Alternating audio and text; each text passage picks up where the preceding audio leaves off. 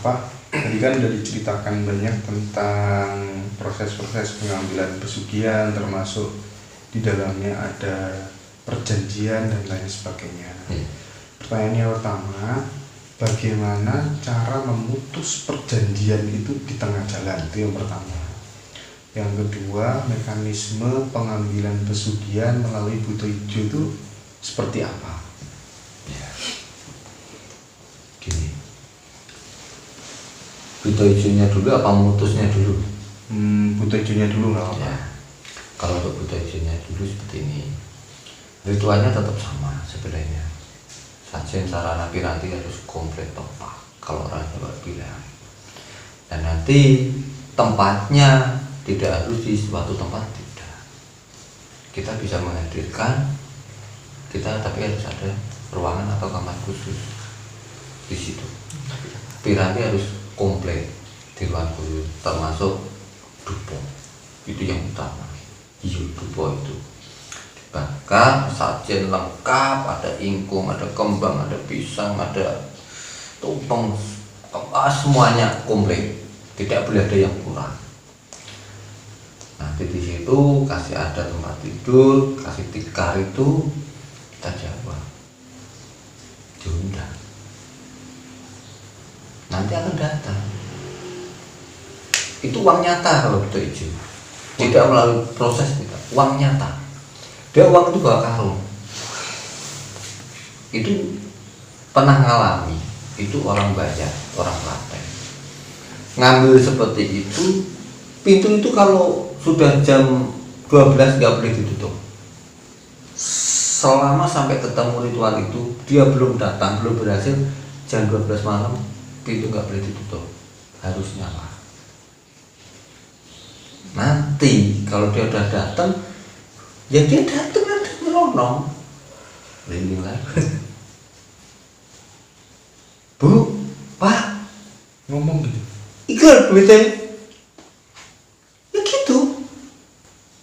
Udah tahu karena ada jawabnya, sudah dijawab bahwa yang mengambil itu rumahnya ini, alamatnya ini, si namanya ini. Lah bentuknya buto ya, besar ya. Enggak. Manusia. Dia bisa membawa jarum, membawa rupa. Kan enggak. Kalau orang itu Islam bilangnya jin. Kalau orang Kejawen pasti bilangnya goib. Barang gak kelihatan kasat mata. Gitu. Udah dikasihkan, Bu, Pak, ikhlas duitmu. Dia Pakku. Dan anak dibawa. Ya sekali itu. Gantinya anak dibawa ya itu ya. Dikasihkan uang 4 karung. Hitungannya karung.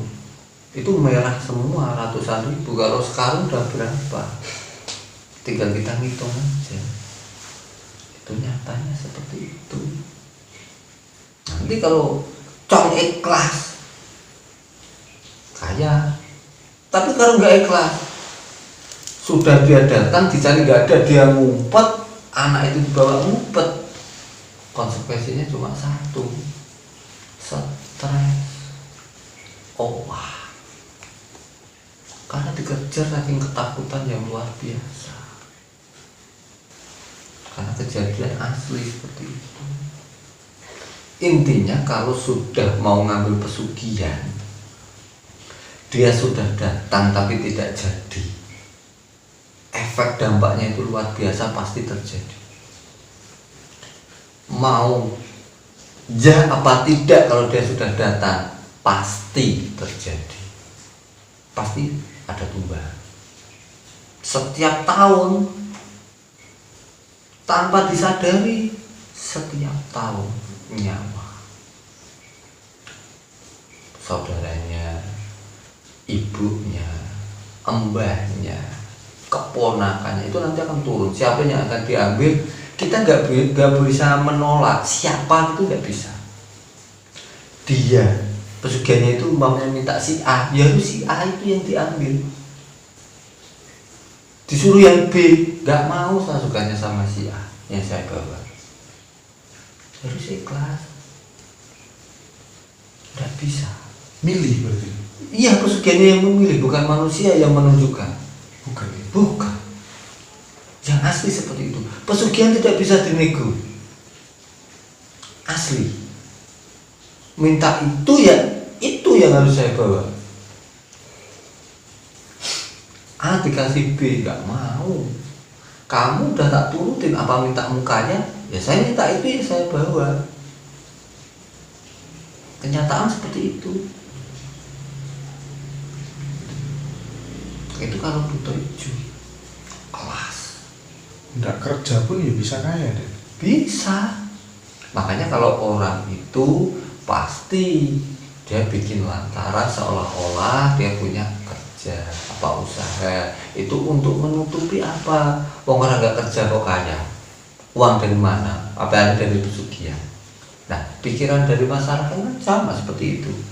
Paling juga buka toko, buat kafe, atau buat apa, hanya untuk menutupi kalau dia punya pesugihan.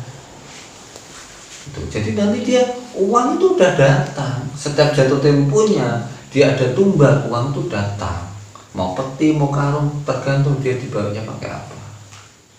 Nyata itu, 4 karung ya 4 karung, 4 peti ya 4 peti. Uang nyata, dibelikan ya sah, asli. Tapi kebanyakan orang seperti itu pasti ditaruh di tabung, segera dipindah. Nah, kalau kita ditabung, uang kan berputar. Tapi kebanyakan kalau orang katanya, oh, uang bisa jadi daun. Ada nggak seperti itu? Ada, tapi kelasnya bukan pesugihan. Sejenisnya ada perkasaan seperti ini, kajiman. Disulap, daun bisa jadi uang. Buat beli bakwan, buat beli bakso di jalan-jalan kayak gitu. Orangnya pergi, dilaci jadi daun. Itu kelasnya adanya, cuma perewangan hanya kajiman di sini, bukan kelas untuk pesugihan. Beda. Kalau di pesugihan uang ya uang nyata, asli. Di situ. Sebelum memutuskan perjanjian, kira-kira ciri-ciri orang yang mengambil pesugihan itu seperti apa? Nah, kalau untuk orang awam itu pasti kelihatan dari rumah. Rumah itu kalau kita bertamu, kalau kita masuk ke dalam rumahnya itu pasti rasanya hawanya beda, senyap, kayak gelap, kayak redup. Pasti hawanya itu kayak apa ya? Dikasih lampu aja masih peteng, masih gelap. Auranya juga nggak enak. Nah, itu yang perlu kita waspadai. Takutnya kita main ke sana dikasih makan, malah kita jadikan tumbal. Kalau seperti itu saya mendingan nggak usah ke sana. Hanya dilihat saja dari rumahnya itu pasti ciri khasnya sudah kelihatan. Bagus. Orang seperti itu pasti memperbaiki rumah, bikin megah. Karena duitnya akeh kok. Ngopo kamu gawe gandani? Apa kurang baku nek ngekei? Gitu jawabnya. Pasti. Gitu. Kalau orang yang dikatakan yang punya kebatinan, punya kelebihan, udah pasti jelas tahu secara batinnya ada. Wujudnya ya kita bisa melihat secara batin. Pasti itu nggak bisa dipungkiri. Kalau untuk aura, untuk kahanan tempat atau apa, udah mutlak pasti tahu. Kalau orang-orang seperti itu udah punya orang punya kelebihan pasti tahu. Mendingan kalau ada orang punya seperti itu, mending nggak usah main, nggak usah datang karena beresiko. Tanpa disadari itu beresiko bagi kita. Itu tiap tahun bisa? Tiap tahun, wajib. Memang hitungannya tahun ya? Tahun, wajib. Itu yang tamu yang tadi siang telepon itu dia ngambil sudah 5 tahun, itu 5 tahun ini 4 yang sudah meninggal, tinggal 3. Perjanjiannya katanya juru kuncinya itu 7, tinggal 3. Tadi bingung telepon ke saya, Gimana deh, saya minta tolong. Sabar, nanti malam saya tak lihat dulu, saya tak semedi. Dia mintanya sama. Bisa tidak saya untuk memutus ini? Seperti pertanyaan ini yang tadi. Ini kejadian nyata ini. Sudah ada yang menjalani seperti itu. Orang Singapura. Dia bilang, bisa tidak saya memutus ini? Karena apa? Sudah 4 yang meninggal. Kurang 3, karena kuncinya bilang 7 tumbalnya. Saya belum bisa ngomong. Nanti malam saya tak duduk semedi dulu, tak lihat deh. Karena pesugihan itu tidak semudah kita itu membalik telapak tangan memutus, tidak bisa. Karena apa? Udah ada perjanjian. Yang susahnya itu ijab kabul perjanjian itu. Kalau saya masuk, saya menanyakan, nggak usah ikut campur. Aku nggak pernah ikut campur urusanmu, jangan ikut campur urusanku. Terus saya mau ngomong apa? Pasti jawabnya seperti itu.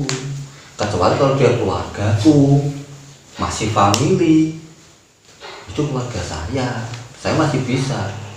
Kan kalau orang lain, itu ibaratnya saya harus mencari alasan yang tepat supaya untuk memutus itu. Dia pasti ngelak. Itu udah perjanjian dari dia sudah saku, perjanjian itu sudah bisa dirubah. Benar, sampai jatah waktunya 7 ya 7, habis itu selesai. Ya kalau 7 pas dianya kena, mau menikmati apa? Kan gitu. Kan lucu. Terakhir. Dia kena diambil terakhir, gak bisa menikmati hasil pesugihan. Kan lucu kan? Kalau masih ponakan, masih saudara-saudara yang lain tidak apa-apa, nominal sampai 7 kita bisa menikmati hasilnya. Nah, kita yang 7 yang terakhir. Berarti kan menikmati 7 tahun hasil dari pesugihan itu, setelah itu nyawa kita diambil. Percuma gitu loh. Emang kalau kita mencari jalan pintas itu mudah, cepat. Untuk menghadapi utang dengan problema kehidupan yang serba sulit seperti ini, mudah. Kita bisa dilihat di masyarakat, di tetangga, sekitar saudara, kita bisa kayak sekejap, tapi dampaknya itu yang luar biasa. Tanpa kita sadari, orang di situ mikir udah gelap. Wah, banyak utang. Piye caranya? Bagaimana caranya? Wes asal sebenarnya saya bisa bayar utang. Akhirnya jalan pintas itu pasti yang diambil. Efek dampak resiko nggak dipikir, sama seperti yang tadi orang Singapura. Saya nggak mikir, pokoknya utang saya 800 juta harus lunas. Akhirnya dia cerita, dikira itu dibawa ke orang pintar, tapi ternyata tidak. Dibawa ke Kuncen, ngambil pesugihan. Dia nggak tahu kalau emang itu bawa pesugihan, dia pasti nggak mau, dia bilang gitu. Tapi ternyata nasi sudah jadi bubur. Percuma mau udah terjadi. Saya cuma ya sabar, istighfar. Dia udah percobaan bunuh diri 3 kali, nggak mati. Tapi uangnya juga banyak. Gak sampai dapat. Itu datang dia lari. Anaknya itu teriak-teriak ketakutan. Jadi suami, istrinya sama anak itu lari semua, ketakutan. Jadi datang berhasil tapi kabur, saking takutnya. Itu yang bikin rugi. Tapi konsekuensi sudah masih berjalan karena perjanjian di awal sudah dijawab sama Kuncen. Itu resikonya. Makanya jangan sekali-sekali untuk mengambil pesugihan. Saran saya, kecuali sudah emang bulat tekadnya, urip gelem mati gelem wis pasrah, resiko tanggung guri, sudah selesai. Karena taruhannya nyawa. Terus solusinya kalau miskin, utangnya banyak, gimana deh caranya biar keluar dari zona itu supaya nggak ambil pesugihan? Kita kan rezeki ada yang ngatur, semua pasti butuh proses. Rezeki nggak bakal ketukar. Ya sedikit-sedikit. Kalau kita punya utang ya kita samperin orangnya, suruh sabar, pasti kita masih sagu untuk membayar. Tapi kalau nggak ada ya mau bilang gimana, semoyo kalau orang Jawa bilang. sabar. Nah, kalau orang dikatakan berdoa minta rezeki supaya gimana rezeki lancar, Rapalan deh. Rapalan. Amalan apa deh? rapalan itu hanya doa, Gitu ya. tapi doa itu mampu nggak sampai dibawa ke atas. Susahnya di situ. Makanya kita butuh orang sepuh, orang suci seperti kita ziarah ke Wali Songo, Sunan, ke orang-orang yang dikatakan sepuh dituakan. Jangan kedanya, bukan ke kuburan-kuburan yang itu jangan. Ini kan ziarah Wali Songo. Kita kirim Fatihah, kita tahlil, kita yasin, karomah syafaat derajat musisya yang dari Ki Ageng Sunan siapa. Minta tolong supaya lantaran jenengan. Jangan mintanya ke Jeng Sunan, lantarane Jeng Sunan. Pandan Aran, Sunan Bonang, Sunan Kudus, siapapun boleh. Nanti dia yang mengatakan untuk ke atas nyuwun ke Gusti. Karena apa? Gelarnya Sunan itu yang ngasih Gusti. Namanya sama seperti kita. Tapi dia dipanggil Sunan karena dia itu gelar dari Gusti. Dia punya kelebihan. Gitu loh. Jadi kalau kita sendiri meminta pasti lama karena kita nggak punya kendaraan. Nah kendaraannya apa? Yang goib itu tadi, apa sejati kita, gitu loh. Karena yang bisa menghadap ke Gusti itu ya sejati, supa sejati. Apa itu yang bisa disebut sedulur sejati? Bisa. Sedulur papa pun bisa sampai ke sana. Makanya kalau ilmu ngaji nyari jati diri, sejati di ingsun itu ya susahnya ya, waduh, berat. 15 tahun saya ngalami seperti itu di Kejawen, di Madun Sapi 6 tahun 7 tahun. Tapi kan setiap orang punya proses sendiri-sendiri. Betul. Ada juga yang dikatakan wis gue ngaku nanti dengan tempo, kalau belum saya suruh pulang jangan pulang sak melaku nem. Makanya kan banyak orang laku sekarang yang kayak gitu, Pinggir-pinggir jalan. pinggir-pinggir jalan. Bukan gila, laku. Akhirnya apa? Gurunya meninggal, lakunya belum selesai. Terus gimana itu? Apa kayak bingung? Iya. Kebanyakan kan seperti itu. Terus yang ngasih kuncinya siapa? Kalau orangnya sudah meninggal, yang bilang selesai siapa? Kalau guru tunjuknya sudah meninggal, kalau dia guru batin masih enak. Kalau guru secara lahir, guru tunjuk, guru secara lahiriah, orangnya meninggal sudah nggak bisa. Orang meninggal sukma kalau dalam ilmu seperti ini sejati, dia udah kembali ke alam kelanggengan. Karena apa? Di sana lebih enak daripada di alam jagat iki.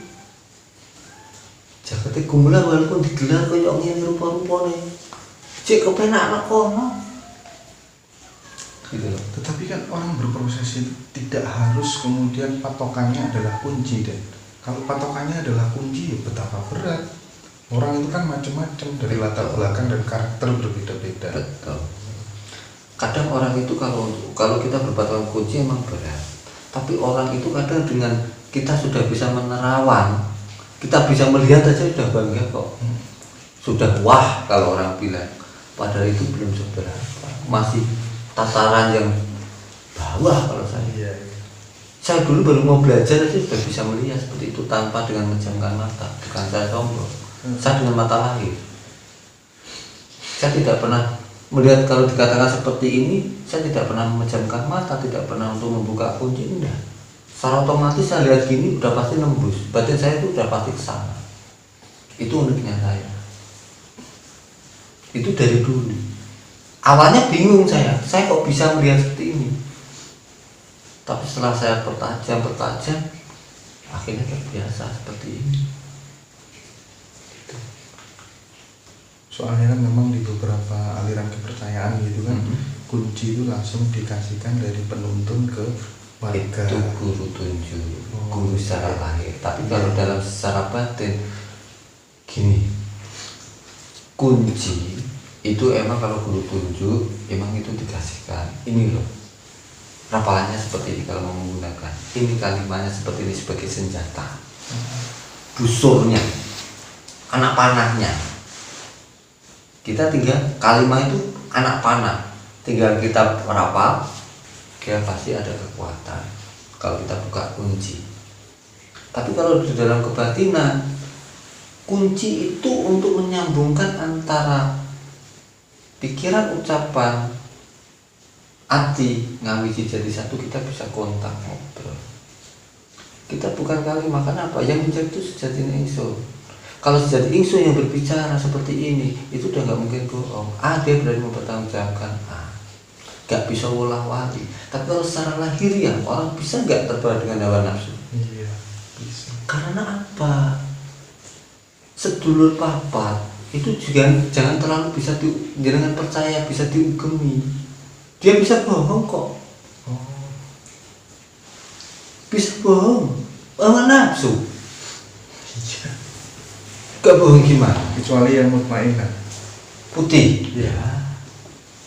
Dia menang karena putih itu welas asih. Tapi kalau untuk yang lainnya, bohong. Ngalami saya. Yang merah, apa yang kuning, apa yang hitam, yang putih. Dominan mana nanti yang kelihatan? Amarahnya kan yang merah.